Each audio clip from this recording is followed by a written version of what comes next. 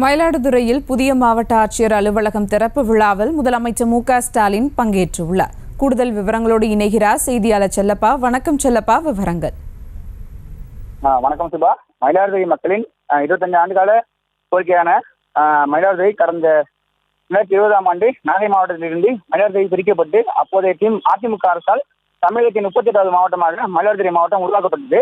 மயிலாடுதுறை உள்ள வணிக வரி வளாகத்தில் தற்காலிகமாக மாவட்ட ஆட்சியர் அலுவலகம் செயல்பட்டு வருகிறது.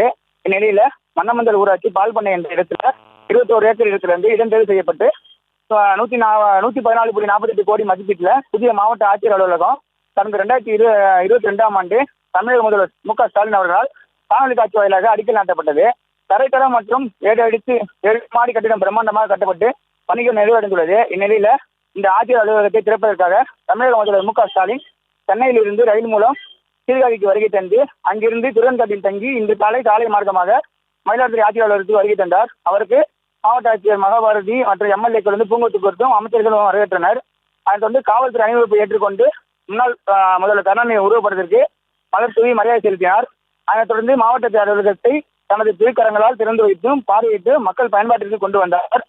இதில் அமைச்சர்கள் துரைமுருகன், அமைச்சர்கள் கே. நேரு, ரகுபதி, ஏவாவேலு, அன்பில் மகேஷ் பொய்யாமொழி உள்ளிட்டோர் உடன் இருந்தனர். மேலும் அதனைத் தொடர்ந்து ஆட்சியர் அலுவலகம் அருகே அமைக்கப்பட்டுள்ள பிரம்மாண்ட அரங்கில் மயிலாடுதுறை, நாகை, திருவாரூர் மாவட்டங்களில் 423 கோடி மதிப்பீட்டில் கட்டப்பட்டு முடிக்கப்பட்ட 71 பணிகளை திறந்து வைத்தும் 88 கோடி மதிப்பீட்டில் புதிய பணிகளுக்கு 80 இடங்களில் அடிக்கல் நாட்டியும் 12,653 பயனாளிகளுக்கு 143 கோடி ரூபாய் மதிப்பீட்டில் நலத்திட்ட உதவிகளையும் வழங்குகிறார். மொத்தம் 3 மாவட்டங்களை சேர்த்து 655.44 கோடி ரூபாய் மதிப்பீட்டில் நலத்திட்ட உதவிகளை வழங்க உள்ளார்.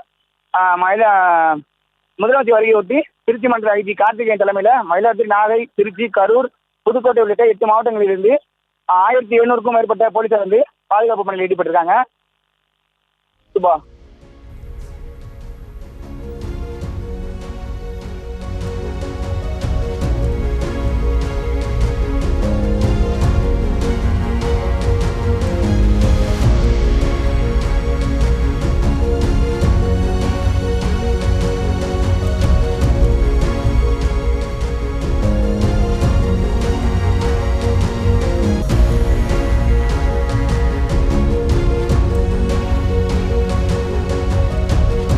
விவரங்களுக்கு நன்றி செல்லப்பா.